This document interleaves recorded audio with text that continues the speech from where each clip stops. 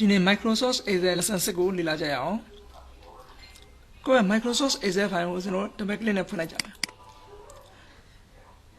Microsoft Excel file ပို့ရအောင်နော်အဲ့ကြောင့်ဦးဇင်းတို့ဒီမှာဒီထဲမှာဦးဇင်းတို့စရင်းစရာတွေတစ်ခုရိုက်ဒီမှာဦးဇင်းစရင်းစရာတစ်ခုမှာရိုက်ထားလိုက်ပြီစရင်းစရာမရှိတဲ့လူတွေကဒီစရင်းကိုဒီ video file လေးကိုခုဒီမှာခဏလေးရက်လက်ပြီးရောဒီစရင်းတိုင်းလေးရိုက်ထားလိုက်ပါနော်ဒီစရင်းမှာဆိုရင်ကိုယ့်ရဲ့ဒီမှာဒါကိုယ့်ရဲ့ကတအုပ်စု10ရက်ကတအုပ်စု17ရက်ကတအုပ်စု12ရက်ကလို့ရက်အားဖြစ်ဆိုရင်4အုပ်စုပဲရှိတယ်နော်အမီအားဖြစ်ဆိုလို့ကျွန်တော်အမီတွေမှာတွန်းသူရှိတယ်နော်ဒီမှာဆိုရင်ဒါ marketing စင်းနဲ့စင်း marketing စင်းနဲ့ဇာတ်လေးပေါ့နော်ဒါဒီနေ့9ရက်နေ့ဆိုလို့ရှိရင်ကြော်ကဒါကုမ္ပဏီဝန်ထမ်းကကြော်ဒီ Play Store နေရပါတော့ရန်ကုန်ကိုပြလဲကုန်းစီ TV ပြဖို့တော့ဒီမှာဒါကုံကြလမ်းစီပေါ့နော်သူဒီကြော်ဒီပြတဲ့အခါမှာဒီတွာလာလာဘာညာပေါ့နော်ကုံကြစီဒါကုမ္ပဏီကထုတ်ပေးလိုက်ရပါတော့အဲ့ဒါဇာတ်လေးပေါ့နော်ဒီလိုမျိုးဇာတ်လေးကိုဆွဲလိုက်မယ်နော်တကယ်လို့ကိုမဒီဟာဦးစင်းရဒီလက်ရှိရိုက်ထားတဲ့ဇာတ်လေးကိုပဲအတူလိုက်ရိုက်မယ်ဆိုကျွန်တော်ဒီမှာ video file လေးကိုဒီမှာခဏရက်လက်ပြီးရောဒီဇာတ်လေးတိုင်းကွန်ပျူတာမှာရိုက်ထည့်လိုက်မယ်ပေါ့နော်ဟုတ်ပြီဒီဟာလေးဦးစင်းတို့ဒီဇာတ်လေးကိုချုပ်ကြည့်မှာပေါ့နော်ဘာလို့ဆိုစင်းချုပ်မှာပေါ့နော်အဲ့လိုမျိုးဘယ်လိုစင်းချုပ်လဲရှင်းလင်းအောင်ဘယ်လိုကြည့်မလဲဆိုတာကိုဒီနေ့ရှင်းပြမှာပါအဲ့ဒါဦးစင်းတို့ကွန်ပျူတာမှာပိုင်းဖော့လုပ်တယ်လို့ခေါ်တယ်ပေါ့နော်ဟုတ်ပြီဒီမှာ exam မှာပိုင်းဖော့လုပ်မယ်ဆိုရင်လုပ်ချင်တဲ့နေရာလေးပေါ့နော်အဲ့ဒါလေးကိုအကုန်လုံးအရင် select ပြရမယ်ဒါပိုင်းဖော့လုပ်မယ့်နေရာကို select အကုန် on select all ပေးလိုက်ပေါ့နော်ဒါပိုင်းဖော့လုပ်မယ့် area ကို select all ပေးပြီးတော့ဒီနောက်တစ်ခါဒီပိုင်းဖော့သွားဖို့ဒီမှာ file home insert ဟိုအပေါ်ဆုံးတန်းကိုကြည့်မယ်နော်အဲ့ဒီကနေပေါ့ဦးစင်းဒါအကုန် select ပေးပြီနော်ဒီမှာအကုန် select ပေးပြီ select ပေးပြီးကမှဒီဇာတ်ကိုလိုအရင်ဇာတ်လေးကို select ပေးပြီးကမှဒီအပေါ်သွားမှာနော်ဒီမှာ insert ဆိုတာကိုနှိပ်လိုက်မယ်နှိပ်လိုက်တဲ့အခါမှာဒီအစွန်ဆုံး work လေးမှာကြည့်မယ်နော်ဒီမှာတွေ့ပြီဒီလိုကဒါပိုင်းပေါ် tablet ဆိုတာဒီမှာစင်းချုပ်တာပေါ့နော်ဒါဟုတ်ပြီဒီနှစ်ကွက်ကလေးပေါ့နော်ဒီမှာတွေကဒီအစွန်ကွက်ကလေးကိုနှိပ်လိုက်မယ်နော်ဒီမှာဆိုရင် tablet ပေါ်လာ create ပိုင်းပေါ် tablet ဆိုပြီးပေါ်လာပိုင်းပေါ်သူအဲ့မှာじゃဒီအပေါ်ဟာသူ့မှာသူဒီမှာရွေးပေးပြတာအပေါ်ဟာကိုထပ်ပြီးတော့ဘာမှမပြေမှာနဲ့အောက်ကဟာကိုစဉ်ပြင်မယ်အောက်မှာဘာဆိုတော့ဒီမှာဆို new worksheet ဆိုတာဘာလို့ဆိုလို့လဲဆိုဒီမှာ worksheet ဒီမှာအောက်ရှူကြီးမယ်နော်1 2 3 sheet 1 sheet 2 sheet 3ပေါ်နေတယ်เนาะဒါကြောင့် new worksheet ဆိုတော့ sheet 4ဆိုလိုက်ပြီးတော့ဒီတစ်ရှည်မှာတော့ sheet 1 sheet မှာ sheet 4ဆိုအတင်းနောက်တစ်ခုထပ်တိုးလာလိမ့်မယ်အဲ့မှာ तू ကစရင်ကိုတီးတန့်ချုပ်ပြလိမ့်မယ်ဒီမှာကျတော့ extend worksheet ဆိုတာတော့ဒီလက်ရှိ worksheet ပေါ်မှာမထပ်ပြီးတော့ပုံပါအောင်เนาะများသောအားဖြင့်အသုံးများကြတာတော့ new worksheet ခေါ်ကြတာပေါ့ new worksheet ကိုပဲရွေးကြတော့အဲ့ကြောင့်ဒီ amazing လေးကဒီ new worksheet ကမှာပဲဖြစ်နေရမှာเนาะအဲ့လိုရွေးထားမယ်အဲ့ဒီမှာ new worksheet မှာရွေးပြီးဆိုကမှ okay ကိုနှိပ်လိုက်ဟုတ်ပြီဒီမှာအောက်မှာကြည့်မယ်နော်ဒီအောက်ရှိလို့ကြည့်အောင်နော်ဒီမှာဆိုရင် sheet 4ဆိုတာဒီမှာ sheet 1ရှိမှာ sheet 4ဆိုအတိထက်ပေါ်လာနော်ဟုတ်ပြီအဲ့မှာ sheet 4ကsheet 4မှာဒီမှာဘာမှအကွက်ထဲမှာမပေါ်နော်ဒီမှာပေါ်နေဒါကပိုင်းပေါ် tablet ပေါ့နော်ပိုင်းပေါ် tablet ထဲမှာကျတော့ဒီမှာဘာလေးပေါ်နေလဲဆိုဒီမှာ date က name ရယ် place က code က expand အဲ့ဒါဒီမှာဒီဟာပေါ့ပထမဒီမှာဥစဉ်တော့မှာလဲ date name place cost expensive ဒီမှာဆိုရင်လည်း5ခုရှိတယ်เนาะအဲ5ခုရှိတော့ဒီမှာလည်း5ခုအကွက်ပေါ့เนาะဟုတ်ပြီအဲ့ဒီဥစဉ် date တွေကိုတူရအုပ်စုပေါင်းမှာဆို date ခွက်လေးကိုအမှန်လေးချစ်ပလိုက်မယ်အဲ့မှာဒီမှာ date တွေက9ရက်က10ရက်က17ရက်က12ရက်ကပဲရှိတယ်သူကတူရကိုချုပ်ပေးတာဒါစင်းချုပ်တာပေါ့เนาะဟုတ်ပြီဒါအဲ့သူကဒီ၄အုပ်စုပဲရှိတယ်ဆိုတော့မှပြပြီနောက်တစ်ခါအဲ့ဒီနေ့တွေမှာ9ရက်နေ့မှာကုမ္ပဏီကဘလောက်ငွေတွေထွက်သွားတယ်ဘလောက်ငွေတွေကုန်သွားတယ်အဲ့ဒီရက်တွေနဲ့ငွေတွေနဲ့ကိုတွက်ကြည့်ကြတယ်ပေါ့နော်ဒါ9ရက်နေ့မှာငွေဘလောက်ကုန်လဲ10ရက်နေ့မှာငွေဘလောက်ကုန်လဲ17ရက်နေ့မှာငွေဘလောက်ဒီလိုရက်တွေနဲ့ငွေတွေကိုတွက်ကြည့်ကြလို့ရှိရင်အရင်တော့ဒီမှာ date ကိုနှိပ်ပြီး date တော့ဒီမှာရက်တွေပေါ်နေပြီငွေကိုတွက်ကြည့်ဖို့အတွက်ဒီမှာငွေဆိုတော့ဒီမှာ expense ကကုန်ကျငွေပေါ့နော်တွက်လိုက်လို့ရှိရင်ဒီမှာ date နဲ့ငွေနဲ့ဒီမှာတွက်ပေါ်နေတယ်နော်such all expenses ဆိုတာဒီငွေတွေကုန်ကျငွေတွေအကုန်လုံးပေါင်းပြီးတာဒီ9ရက်နေမှာအကုန်လုံးပေါင်းတဲ့ငွေကိုပြောတာဒီမှာကြည့်အောင်ဒါရှူကောင်ပြန်နေတယ်နော်အောက်ဘက်ကနေတော့လော်ရတာဒီ9ရက်နေဆိုလို့ရှိရင်ဒီမှာနှစ်ကန်ဒီ6ထိပေါ့နော်ဒီလိုမျိုးအုပ်စုတာ9ရက်အုပ်စုဒီ9ရက်နေတယ်မှာဒီမှာကုန်ကျတဲ့ငွေတွေအကုန်လုံးကိုပေါင်းပေးလိုက်တာဒီမှာအကုန်လုံးပေါင်းပေးပါဟုတ်ပြီနောက်တစ်ခါဒီမှာခုထပ်ပြီးရှင်းပြမှာကဒီမှာreport printer ဆိုတာလေးရလို့ဦးဇင်းတို့ပထမသင်ခန်းစာတွေမှာဦးဇင်းရှင်းပြပူတဲ့ soft and printer သင်ခန်း soft and printer ဆိုဒီမှာဦးဇင်းပြမယ်နော်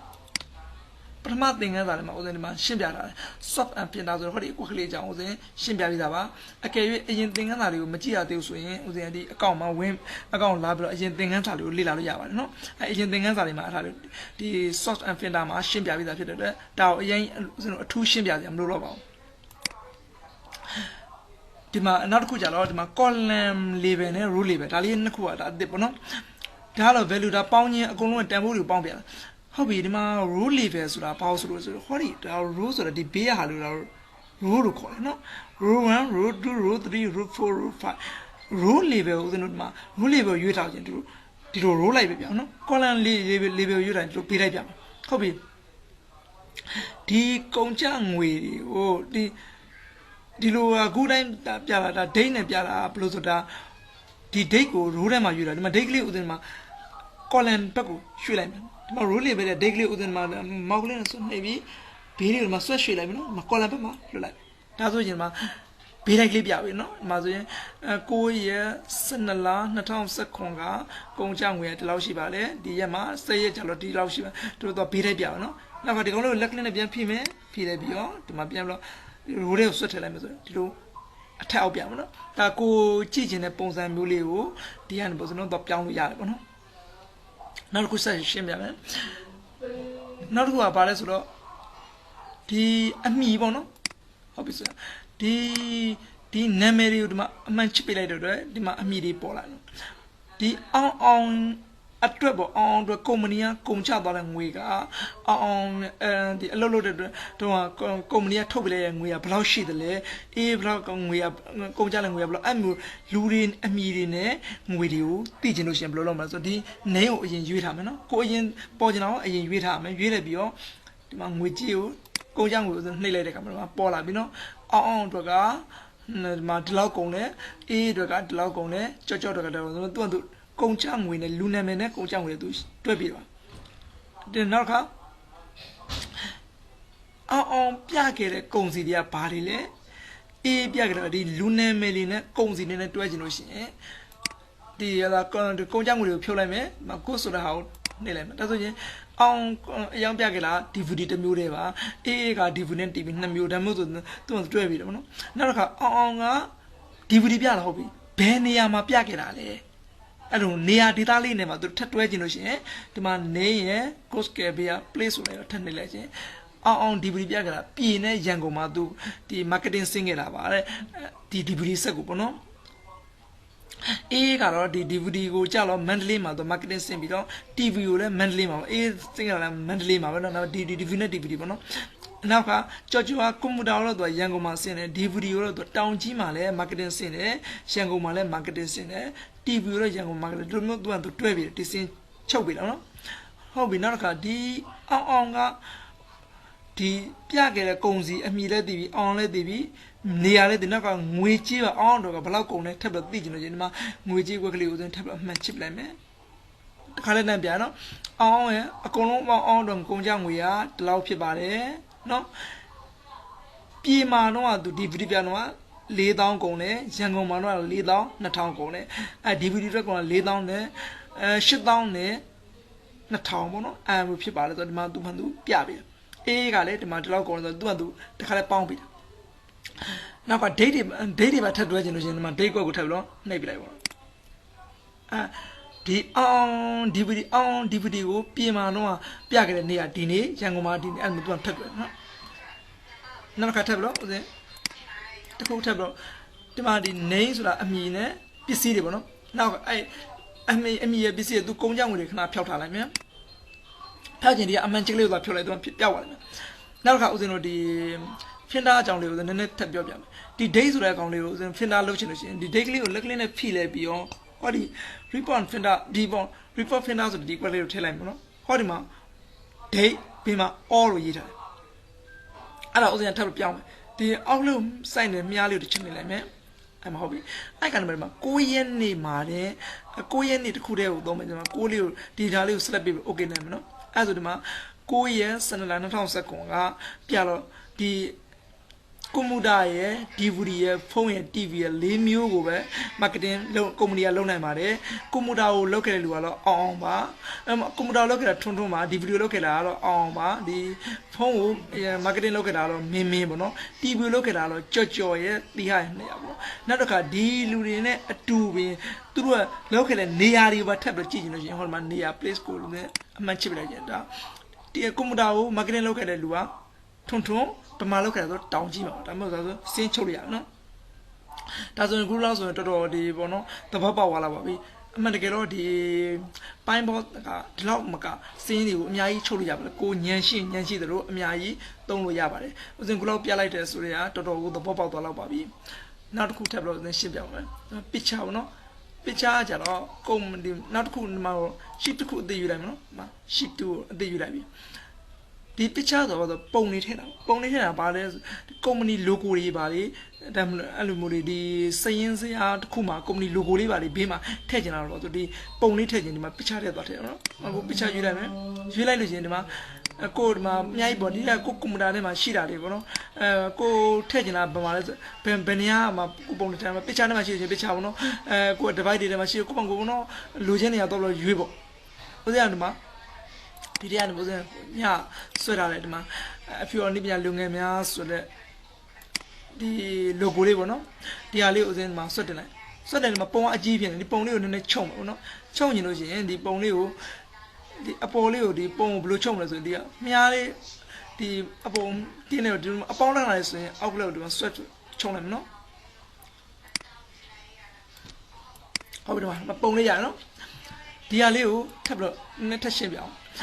The pony choma solution. How did you go? Good night, my Mowgli so that you mea labor leader, no? The Mowgli mea labor leader and the bone chomia.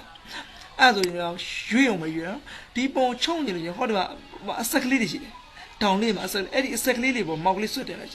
the man devemia libo, Yan Upagon to Bagon. And when upon Mowgli, let it feed a good upon my people, no? The pony of the devemia, Mowgli, upon any upon a pick up my own such one. That's when Cologina and Nita was no pony. Taking out Tetadog, no? Bone tagging Genima, no, in software and the my picture, Cologina bone, losing the table, no? Malado a change, go table, Chongyam, go chong in the chong, that go logo, taking out Terriano. Then now a deep only you sound in the Magino, the Chajim, the Apolima, a sail, a sick little says she. I say out the glue, Mowgli so then I come a good report. Ataga, Rodelu, Ponio, Silver Legia, good legend, Bonamur, Tialeo, the Rodelu Ramon, Taleo, Colugina Bonam Shabro, Leria. That's a chabon let $10, no? Darkua, the ma, slip Azula, Tunagoria, Shivabon, the Mama Urajan, Mamma Yuane, the Auckland often a yard. Pama de Bama Yim in the Godan in the Pony Bola. The Miai, the Sedema, she the pony with us, and you don't yam, no pony matter. Who wasn't the Bonio? The Bonio must let be a man. Open ma, the Gonio, Tolan, that's my pony motor. Takumana was Shivida Bono, Talio Legono, was no changing our changing a pony a deji, Chidro, Loria, no. The bone, the rest bolo, she was touching the Mashivano, Pirago, she generation to Pirano, Colugin the room, no Loria. That's what the Boniano. That's what the supply anybody, sliplet don't have wabi, the pichalet don't have no. Kudakan, shake, no. A shape couple of dominant solution him. The shape for like the Nelem, Nelogin, Amapona, Mumbo. I could check the Halley Julia, Miali, no sense Yamadona, Miali, Lude, the Dubona movement, at only Lule, cool Lugina, a Mimu Luna, the Mazuma, the Miali to Juliano, Miali to my Amadou Solajam, Mia don't even the Lumu, Mia the Carri Lune, Lude, Lujima, Luine, Lunia, Yandoano. Pelabi, my insufferable dominant, my shift and bro. The girl was so I'm only Lugino, so I'm only Julio, my. Did I say so I am a while? Ebook ship for canopy on Swell, so I want no. How we the only Petinoshi, champion in my deliver no, Pelam Piawa.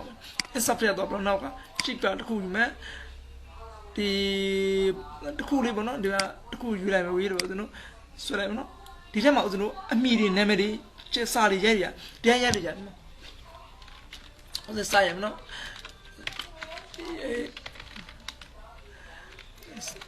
exam ဆိုတဲ့စာလေးကိုကြည့်လိုက်ရတယ်ပေါ့နော်ဒီမှာ exam ဆိုတာလေခုနကတည်းကတိတိလေးဖြစ်နေအဲ့တိတိလေးကိုဦးဇင်းဖောင်းကြည့်မယ်ကြည့်ရင်ဒီကောင်ဒီ exam ဆိုတဲ့စာလေးကိုဒီပေါ့နော်ဒီ exam ဆိုတဲ့စာလေးကိုဦးဇင်း select ပေးလိုက်မယ်နော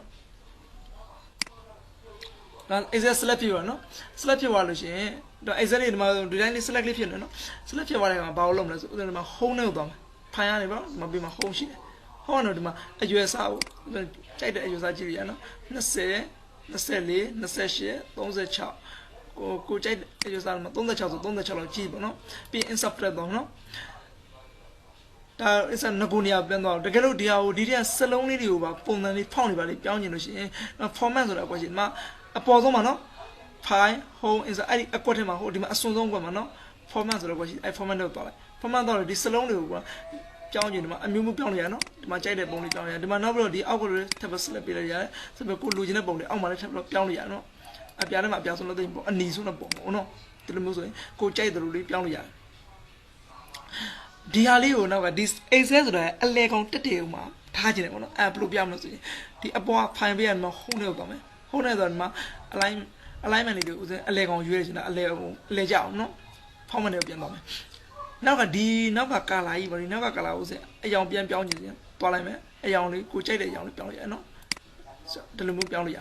အဲ့ဒါဆိုရင်ဒီဟာလေးကိုလည်းဥစဉ်တို့ဒီဟာကိုလည်းဥစဉ်တို့ကြိုက်တယ်လို့အသေးကြီးပေါ့နော်လောက်ရဒါဆိုဥစဉ်တို့ဒါလေးကိုနည်းနည်းသုံးထပ်သွားပြီပေါ့နော်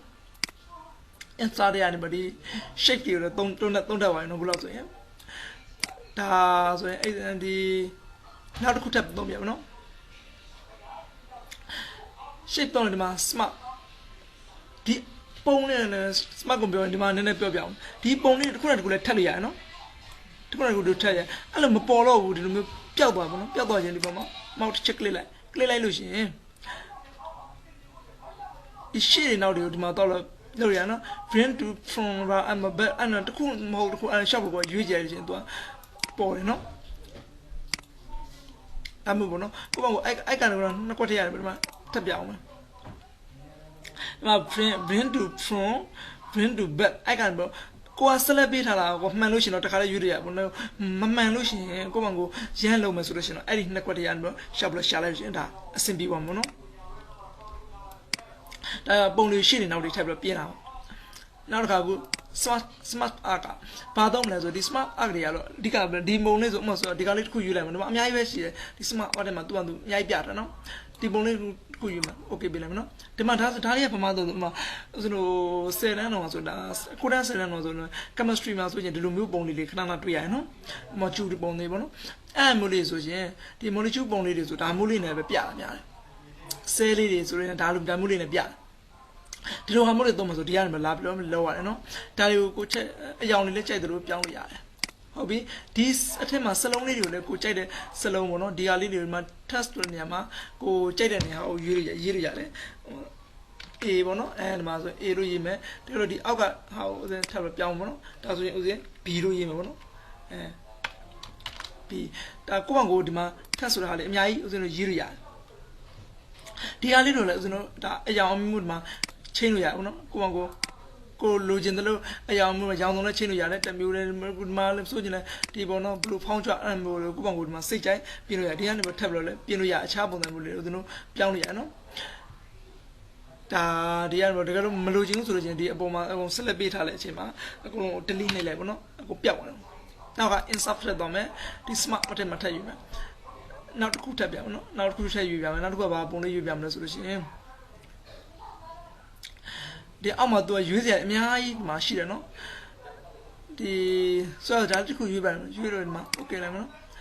ဒါမှမဟုတ်ဒီအောက်ကတော့မြားလေးကဒီဘက်ကိုသွားလာပုံစံမျိုးဒီဟာလေးကိုပုံကိုထပ်ပြီးရွှေ့ကျင်လို့ရှိရင်ရွှေ့ရနော်ဒါလေးကိုရွှေ့ကျင်လို့ရှိရင်ဒီဟာလေးကိုဒီလိုမျိုးရွှေ့ပြီးတော့သူမြားလေးကဒီပုံလေးတွေရွှေ့လာနေမှာပဲဒီမြားလေးတွေလိုက်ပြီးတော့ရွှေ့ပြီးတယ်နော်ဒါကိုအသုံးလို့ရှိရင်အသုံးလို့တလောက်ဒါလေးကအများကြီးသုံးလို့ရပါတယ်ဒါဆိုရင်ဒီ insert ကနေပြီးတော့ဒီမှာအများကြီးသုံးတတ်သွားပြီပေါ့နော်အဲဆိုရင်ဒီ smart art လည်းသုံးတယ်ဒါကတော့ screenshot ရိုက်တာပေါ့နော် screenshot ရိုက်တာဘာမှမထူးဆန်းပါဘူးဟိုဦးဇင်းတို့ရိုက်နေကြတိုင်းလည်းရိုက်လို့ရပါတယ်ဟိုလိုတကယ်လို့မရိုက်တတ်လို့ရှိရင်လည်းဦးဇင်း အကောင့်ထဲမှာအရင်တင်ပေးထားတယ်ရှိတယ်အဲ့ဒါဒီဥစဉ်ကဒီ Facebook အကောင့်ပေါ့နော်ဒီအကောင့်ထဲမှာဝင်ပြီးတော့ကြည့်လို့ရပါတယ်အရင်ဥစဉ်ကွန်ပျူတာနဲ့ screenshot ရိုက်နည်းတွေအကြောင်းဥစဉ်အများကြီးတခြားရှင်းပြထားတယ်ရှိပါအဲ့ကနေပြန်ပြီးတော့လေ့လာလို့ရပါတယ်နော်ဒီရိုက်ချင်တယ်ရိုက်ပေါ့နောက်တစ်ခါဒီပုံလေးတွေကိုနောက်တစ်ခုရှင်းပြချင်တာဒီပုံလေးတွေကိုညီညီညာထပ်မှာပေါ့နော်ဒီဆိုရဆိုဒီ Excel ဆိုတဲ့ဒီပုံလေးရေနော်ဒီ Excel ဆိုတဲ့ပုံလေးရေဟိုဒီလူပုံလေးရေအဲ့လိုမျိုးညီညာထပ်ပါအောင်ဒီထဲမှာထပ်မဲ့နဲ့တညီတညာနဲ့အလေကြကြထပ်မယ်ဆိုရင်ဘယ်လိုထပ်မလဲဆိုတော့ပြောပြအောင်နော်အဲ့ဒီလိုလောဆိုဒီကိုထက်ချင်တဲ့ပုံလေးတွေမှာ select ပေးတာမနော်ကိုလောဆိုမှာ Excel ကို select ပေးတာနော်ဆိုတော့ဒီဟာကိုဒီလိုနော်